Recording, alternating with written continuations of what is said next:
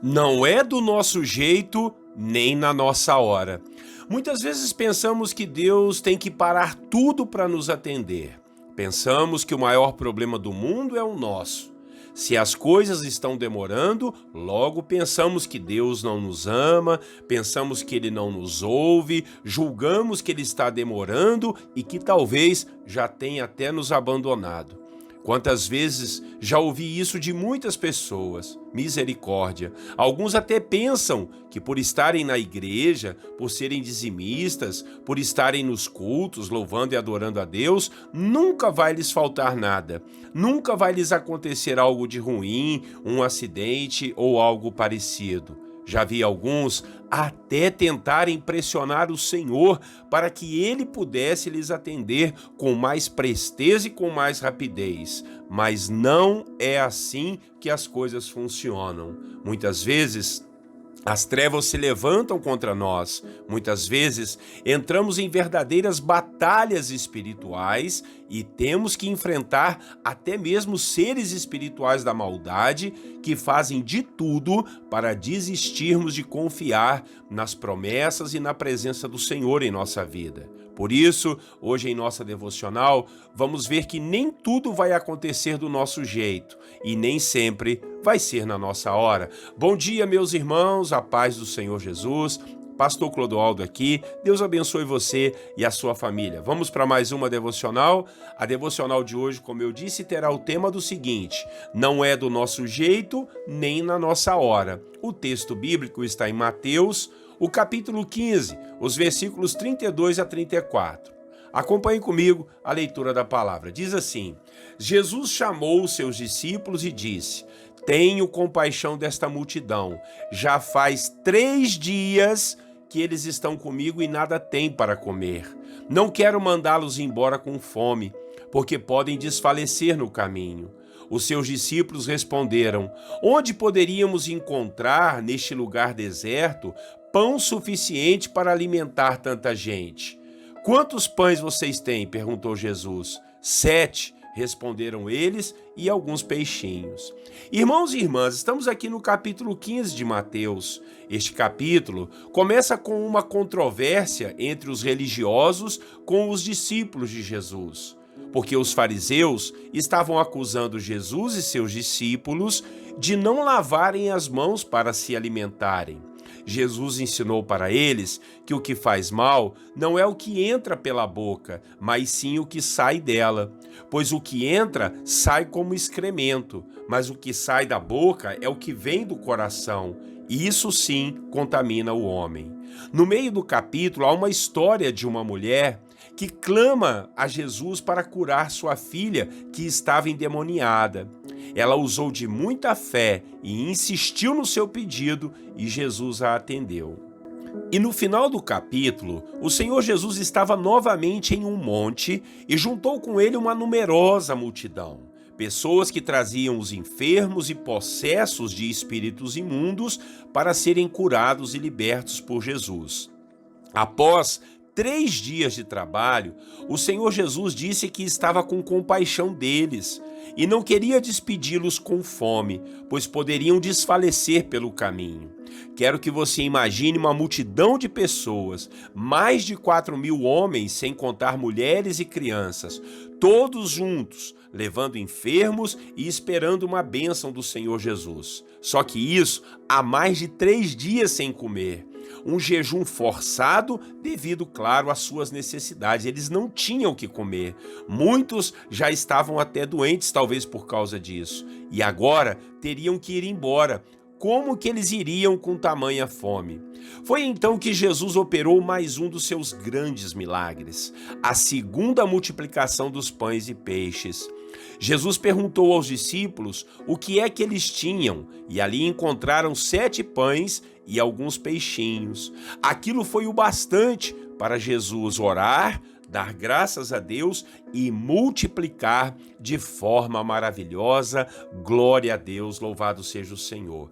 Mas eu quero que você reflita comigo que isso só aconteceu depois de 3 dias que eles estavam sem comer. Não dá para pensarmos aqui, irmãos, em algumas perguntas? Por que demorou tudo isso para Jesus fazer o milagre? Por que ele não percebeu isso antes? Ele já tinha feito isso. Por que não fez agora, nos 3 dias seguidos que o povo estava com fome? Realmente, né? Nós somos bons de fazermos perguntas, não é verdade? Quem dera fôssemos tão bons em responder quando Deus também nos faz algumas delas. Jesus amado, só Deus para ter misericórdia de cada um de nós. O que eu gostaria que você meditasse comigo é a questão de que nem tudo acontece do nosso jeito. Nem tudo é na nossa hora, ainda mais quando falamos de milagres. Deus não é o gênio da lâmpada mágica para ficar atendendo nossos pedidos. Ele nos ama e sabe a melhor hora e a melhor maneira de agir em nossas vidas, ou até de dizer não nas nossas orações. Não precisamos ficar querendo apressá-lo ou pressioná-lo, até porque isso não vai acontecer. Mas não deixe sua alma ser cretina a esse ponto, a ponto de pensar que Deus é o seu servo e não é você que é o servo dele, de querer pressioná-lo, de querer apressá-lo, de querer manipulá-lo. Misericórdia. Não podemos ser como crianças nesse sentido. Ficar esperneando e fazendo pirraça para Deus nos atender na hora e do nosso jeito. Ele é o Senhor da nossa vida, Ele sabe o melhor para nós, Ele sabe a melhor hora, o melhor tempo e sabe como fazer e se vai fazer também, não é? Ainda que estejamos em luta e em sofrimento, o Senhor não vai agir simplesmente pela nossa necessidade, como foi o caso daquelas pessoas durante os 3 dias. Deus, ele age por propósitos e pelos fins que ele decide ser o melhor. Acredite assim, creia desse jeito, tenha paciência, tenha sabedoria. Se não veio ainda, é porque não é o tempo. Se está demorando, é porque Deus está caprichando. Se não aconteceu do seu jeito, é porque Deus sabe fazer melhor do que você. Contente-se com a graça de Deus. O resto é lucro. Amém? Vamos orar para que Deus nos dê esse espírito de graça, de força, de bênção, de contentamento e que a nossa alma não seja cretina para querer pressionar ou manipular ou apressar o nosso Deus. Depois, nós vamos colocar com muita tranquilidade e calma as nossas petições diante do Senhor. Orem comigo. Senhor Deus, muito obrigado por essa palavra que nos ensina, Pai, que nem tudo é do nosso jeito e nem sempre é na nossa hora, meu Pai. Submetemos a sua vontade, a sua vontade, Pai, ela é boa, perfeita e agradável para todos nós. Às vezes a nossa alma quer te pressionar, Pai, quer apressar o Senhor, quer manipular a sua vontade. Misericórdia, Pai, tenha compaixão de nós, meu Deus. Aqui vimos que foi só depois de 3 dias que o Senhor Jesus multiplicou os pães para aquela multidão. Nos ajude a termos paciência, Pai, ainda que tenhamos necessidade, seja a necessidade da fome, da cura, da libertação, de um milagre que estamos precisando. Não vai ser do nosso jeito, não vai ser na nossa hora. Nos ajude a sermos servos, obedecermos a Ti, compreendermos que o Senhor é o nosso Pai e o Senhor sabe o melhor jeito e a melhor hora. Essa é a nossa oração, Pai, em nome de Jesus. E agora, Pai, nós queremos orar uns pelos outros, como fazemos aqui, agradecermos ao Senhor por tudo que temos e somos, por tudo que o Senhor já fez e tem feito por nós, e apresentarmos ao Senhor a vida daqueles que estão adoentados, daqueles que estão com problemas espirituais, com problemas emocionais, a vida das famílias, meu Pai, que tanto estão sofrendo hoje em dia. Em nome de Jesus, Pai, acampa teus anjos ao redor, livra de todo o mal, repreende as forças do diabo que estão contra esse pai de família, esta mãe, esses filhos, esses parentes, meu Pai, que às vezes a família vira uma brigaiada só, Pai, confusão, briga, dissensão, alguns querendo Deus se vingar. Oh Deus, em nome de Jesus, que o Senhor quebre tudo isso. Oramos por aqueles que estão internados, por aqueles que estão precisando de uma internação, Pai, precisando de uma cura física, em nome de Jesus, talvez de uma cirurgia. Ah, Senhor, que tu possas agir e operar para abençoar. Oro por aqueles, Pai, oramos por aqueles que estão precisando de um trabalho, de um emprego, aqueles, ó Deus, que estão precisando estudar, fazer um curso, ou quem sabe precisando de um relacionamento sério, querendo casar, meu Pai.